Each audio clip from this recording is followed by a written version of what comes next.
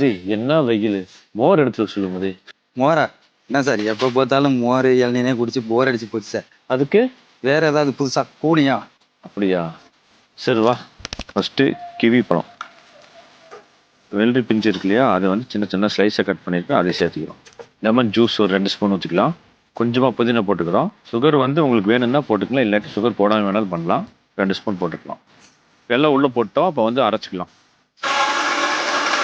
இப்போ வந்து ice cubes போட்டுக்கலாம். லெமன் ஸ்லைஸ் பண்ணி வச்சுருக்கோம் போட்டுக்கலாம். அரைச்சி வச்சது அப்படியே ஊற்றிக்கலாம் உள்ள. இப்போ வந்து லைட்டாக சால்ட் போட்டுக்கிறோம்.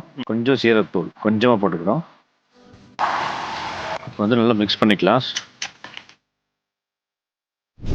நான் குடிச்சிட்டேன், நீ குடிச்சு பாரு எப்படி இருக்குன்ட்டு. சார் சூப்பராக இருக்கு சார். என்ன சார் இது? இது கிவி குக்கும்பர் கூலர். இது டெய்லியும் குடிச்சா நல்லா தான் இருக்கும். இருக்கு டெய்லி கிடைக்கு பாரு.